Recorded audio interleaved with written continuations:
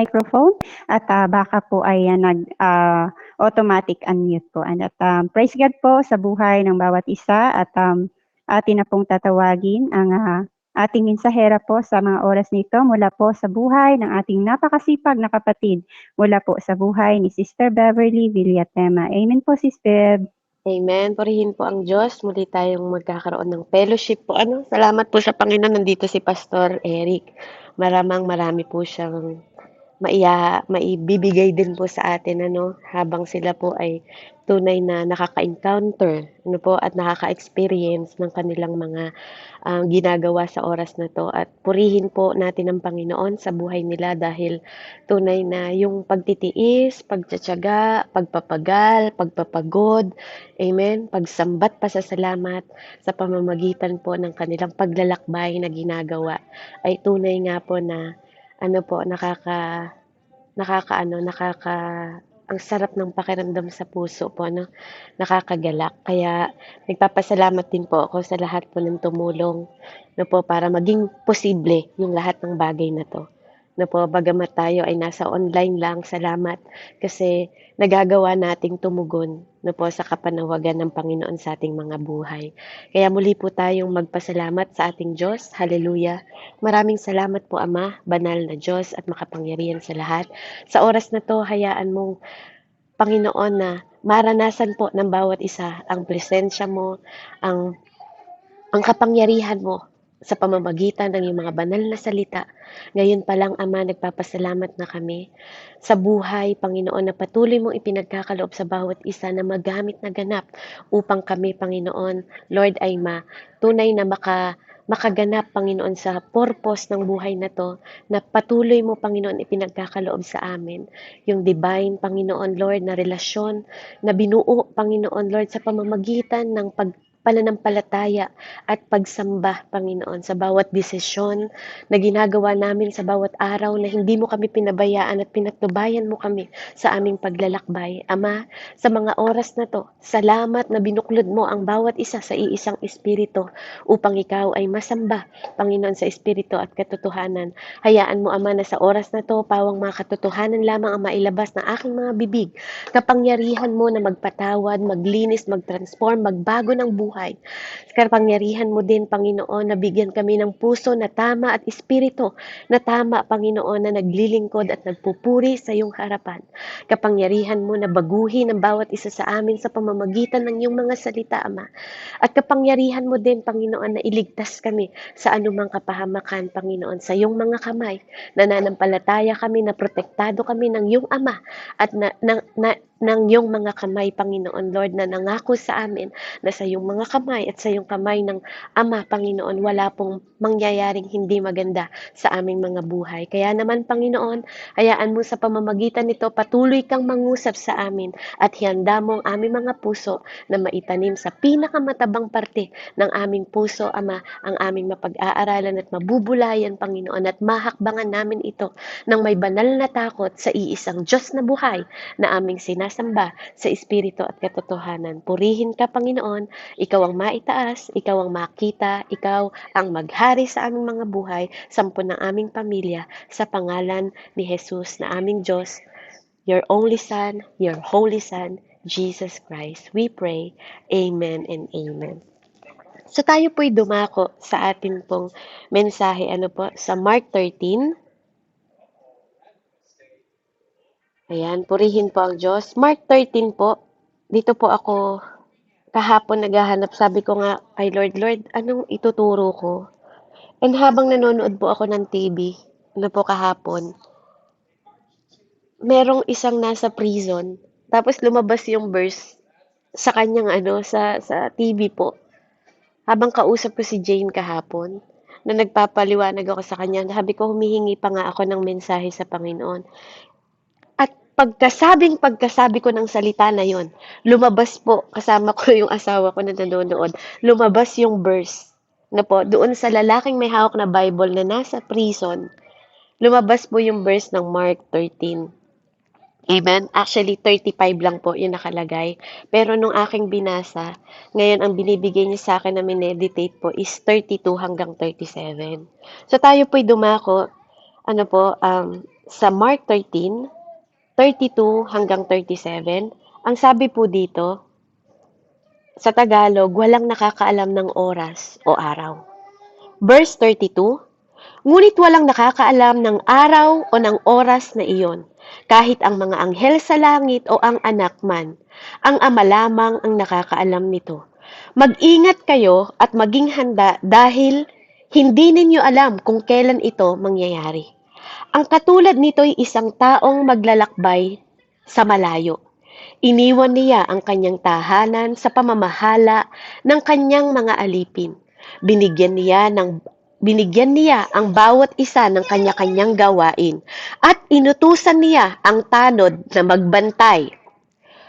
35, gayon din naman, magbantay kayong lagi dahil hindi ninyo alam kung kailan darating ang Panginoon ng sambahayan.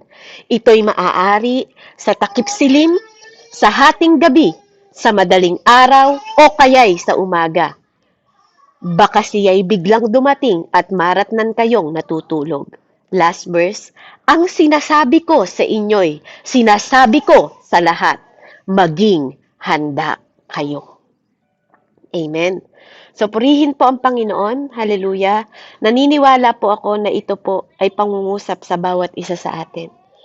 So, ang pamagat po ng aking mensahe sa biyaya at habag ng Panginoon, be ready, watch.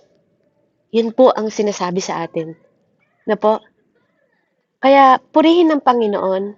Sabi niya dun sa verse na simula, but of that day and hour, no one knows. Amen? So, that day and hour, no one knows. So, nangangahulugan po, ito po ay napaka-dangerous. Kumakaharap tayo sa bagay po, na hindi natin alam. Kung tayo po, dangerous to sa mga taong unprepared. Pero sa atin ngayon, na pinagkakalooban po ng pangunawa ng Panginoon mula sa kanyang banal na salita, nawa po ang bawat isa sa atin ay magkaroon ng malalim na pangunawa po sa warning ng Panginoon sa bawat isa sa atin. Kasi we face the danger of being unprepared. That day and hour. Sabi po, walang nakakalam. Ikaw at ako, hindi mo alam. Kuya Raymond, hindi mo alam, Ate Billie Jean. Ang Ama lang daw po ang nakakaalam. Even ang mga anghel, hindi nila alam. Nor the Son, but only the Father. Amen? How could Jesus not know that day and hour? How could, mga kapatid? Paano? Nor the Son, but only the Father. Amen? Did not He, as God, know all things? Hindi ba siya at ang Panginoong Ama ay alam niyang lahat ng bagay? He is all-knowing God. Amen? But dito sinasabi niya that Jesus did not know this. Hindi niya daw po alam.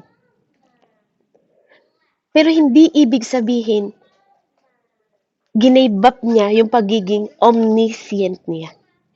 Or pagiging all-knowing niya. Amen? He is the unchanging God. Tandaan po natin. Ano po? It was because He is voluntarily in submission of the God the Father, kaya restricted po His knowledge of this event. Take the heed, sabi niya. Watch. We must watch. Na po, sabi niya dun sa binasa natin. Na po, we must watch. Maging mapagbantay tayo. Sabi niya po, mag-ingat kayo, maging handa dahil hindi ninyo alam kung kailan ito mangyayari. Amen? Kaya ito po ay babala po sa bawat isa sa atin. Ano po sa Tagalog, warning, babala. Amen? Kaya napakahalaga po, anyone who watches is not caught by surprise. Kapag ikaw ay tao po, na ikaw ay nagiging handa, nakaprepared ka, amen? Hindi ka madadatnan po na hindi handa. Amen? Kaya napakahalaga sa isang tao po na tayo po ay handa, anuman po ang mangyari sa atin. Hindi tayo mag-failed because you are ready. Di ba ka? Hindi ka mag-failed. Amen? But because, sabi niya dito, kapag ikaw ay not ready, amen po, they fail to watch. Amen? Ito po yung ini-emphasize dito na napakaliwanag po. Napakaliwanag dito. Of that day and hour, no one knows. Yun po yung sinabi sa verse 32. You do not know when the time, sabi niya sa 33. And you do not know when the master of the house is coming. Amen? Kinanta ni Pastor kanina, purihin ng Panginoon, banal na tahanan. Sino ang banal na tahanan ng Panginoon? Ikaw at ako. Sabi niya kanina sa kanyang awit, ito po ang aming panalangin. Di ba? Ang banal mong tahanan, maghari ka, O Diyos, ngayon at kailanman. Di ba ang banal na tahanan ng Panginoon ay ang templo mo? Hindi niyo ba alam na ang templo ninyo ang banal na tahanan ng Panginoon? Di ba? Hindi ba ninyo alam na ang katawan ninyo ang banal na tahanan ng Panginoon? Amen? Some people have the idea po. Amen? So we don't know when Jesus is coming.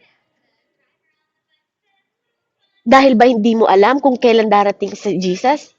It doesn't really matter. Hindi na ba ito mahalaga dahil hindi natin alam kung kailan siya darating? Yun yung idea ng ibang tao. But we don't know when Jesus is coming. So we have to find out and set a date. Kung paano yung right respond natin na gagawin natin. Hindi pwedeng dahil hindi natin alam, hindi na tayo magiging mapagbantay at hindi natin pwedeng sabihin, Lord, hindi mo naman sinabi kung kailan ka darating because it is written. Diba? It is written. Pinaalalahanan niya tayo. Hindi natin pwedeng sabihin, I don't know when Jesus is coming. Diba? Hindi ko alam Kaya kasalanan mo kasi dumating ka, hindi ko alam. Hindi pwede yun. Diba? Kaya po tayo naghahanda. So because Jesus, hindi natin alam na darating si Jesus, kung kailan darating si Jesus, we have to be alert. We have to be eager. And we have to be ready for His coming. Take heed, sabi niya. Nung una sinabi niya, watch. Now, pray. We have to pray. We must pray. That we may be found na madatnan niya tayong worthy. Na madatnan niya na tayo to escape all these things that will come to pass. Amen? Maging handa tayo sa pananalangin natin. Sabihin natin sa pananalangin natin na Panginoon, madatnan mo sana ako, na worthy ako kapag dumating ka. Na malampasan ko lahat ng bagay na to nang may katagumpayan. Amen? Ano pong sabi? Pabasa nga po sa Luke 21:36, Ate Billie Jean.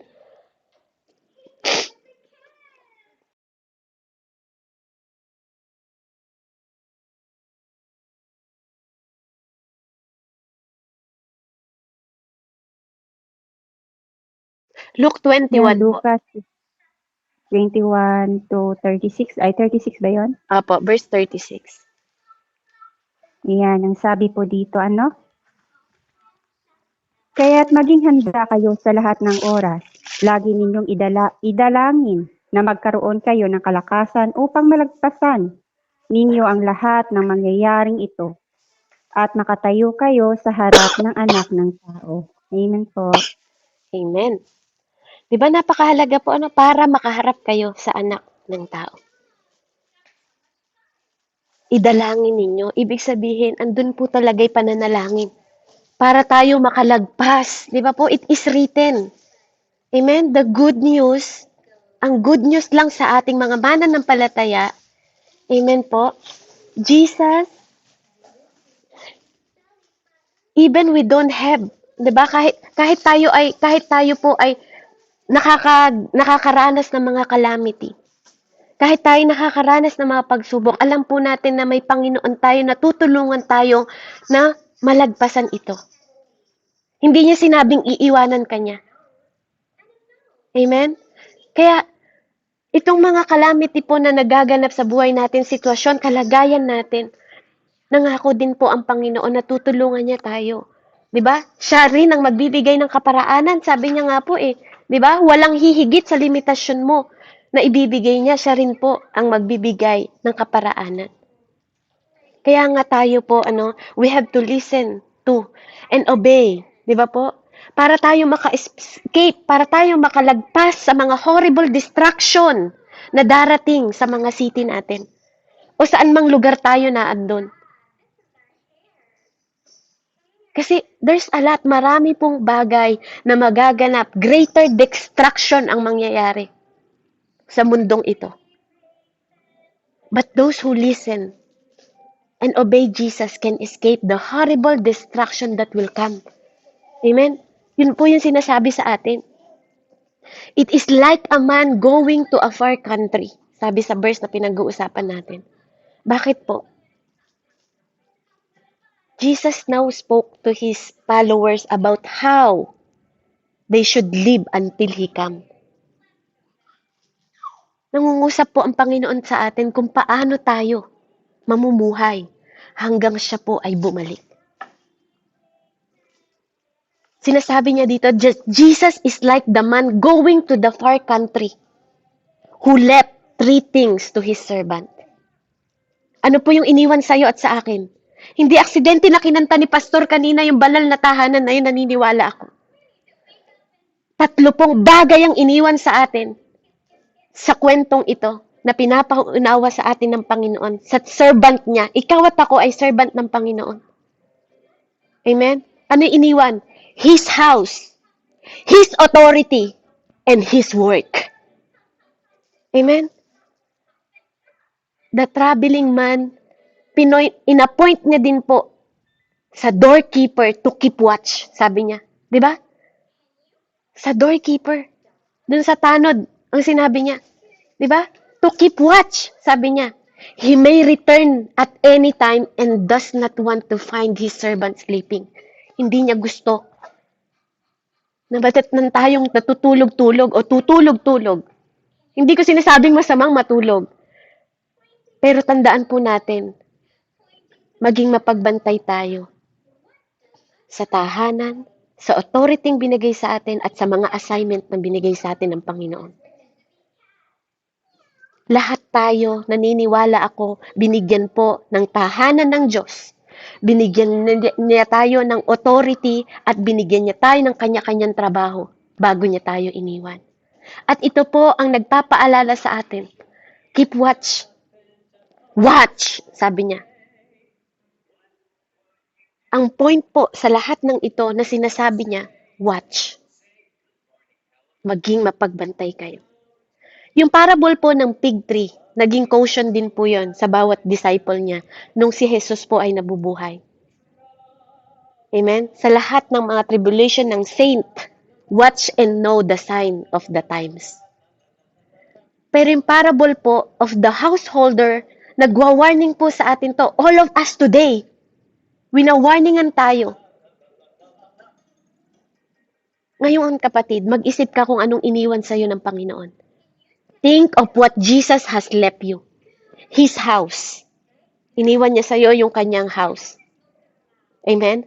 The church belong to Jesus. Bawat church belong to Jesus. At ang bawat templo natin, ang buhay natin belong to Jesus. He entrusts it to each one of us. Ang katawan mo, katawan ko, in-entrust sa'yo ng Diyos yan. Walang nagbigay sa'yo ng buhay, walang iba kundi ang Panginoon. Yang tahanan na yan, kapatid. Amen? Saan mo ginagamit yung tahanan na yan? Anong ginagawa ng katawan mo na yan na pinagkatiwala sa'yo? Amen? Ikaw ang magtanong sa sarili mo ngayon kung paano mo ginagamit yung katawan na yan. That is the house of God. Kaya nga sabi ko po sa inyo, kapag tayo ay nakipag-isa sa Panginoon, lahat ng ginagawa ng mata mo, mata ng Diyos. Lahat ng ginagawa ng paa mo, paa ng Diyos. Lahat ng ginagawa ng kamay mo, kamay ng Diyos. Walang sayo. 2 bagay lang yan, kapatid. Pinili mong gumawa ng masama o pinili mong gumawa ng mabuti. Asan ka ron? It is you, kapatid. Maging mapagbantay ka. Be ready, sabi niya. Watch. Kamusta yung bahay mo? Saan mo ginagamit yung bahay na yan? Because that church belong to Jesus, not to you. Kapag ikaw ay sumuko at nag-surrender sa Panginoon, wala nang sayo. Simple lang, kapatid. Kapag ang cellphone na binili mo, binigay mo sa anak mo, sa kanya na yon, hindi na sayo. Ganun din po kay Jesus. Once you accept Him as your Lord and Savior, kanya na yon. Kaya ang authority, His house, His authority. His house, His rule. Amen? His authority. Pangalawa po, His authority. We are to live and serve in the authority of Jesus. Kung ang church ay belong sa Jesus, ang authority, kailangan nating mabuhay at mag-serve po sa authority under Jesus. Yung responsibility is always coupled with authority. Yung mga responsibilidad na binigay sa atin. Kaya nga kapag nagsasalita tayo, kailangan po yung bawat decision natin. Amen? Firm, stable, founded, standard, certain. Nananatili, hindi pa bago-bago ng desisyon. Amen? His work. Dako po tayo, His work. Amen? Lahat tayo may assignment. Each servant has his work to do. May assignment tayong gagawin. Hindi po tayo responsable sa ginagawa ng ibang tao. But, we are certainly, sisiguraduhin po sa atin ng Panginoon that we are responsible for ours. Ikaw at ako, dapat responsable ka sa sarili mo, sa ginagawa mo. Amen? Yes, may mga part na under natin, mga anak natin, responsibility natin, naturuan sila. Responsibility natin na habang bata sila, gabayan sila. Pero there's a time, amen po, na sila na rin po ay magdidesisyon para sa sarili nila. Kaya nga napakahalaga na sa murang edad nila, ginagabayan po natin, ninonourish natin sila. Even ang mga disciple na pinagkatiwala sa atin ng Panginoon, ninonourish natin sila. Para pag dumating ang kalamidad, dumating ang distraction, dumating ang pagsubok, at dumating na ang Panginoon. They are ready and they are watching. Kaya hindi lang tayo dapat maging ready. Dapat nagmamasid din tayo. Amen? Dapat nagiging handa tayo. Pinapakiramdaman natin yung nangyayari sa natin, we are alert. At eager tayo. Diba? Na hindi mawawalan ng kabuluhan ang lahat ng ginagawa nating ito, mga kapatid. Dahil pag dumating na ang master, amen? Pag dumating na ang master na yon, tatanungin niya po tayo. At anong sabi doon? Hindi mo alam. Amen? Hindi ko alam.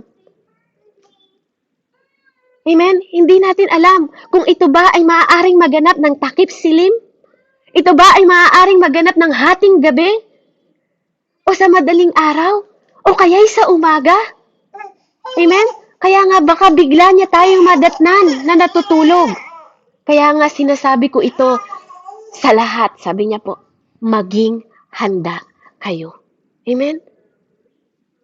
Be ready and watch. Purihin po ang Panginoon.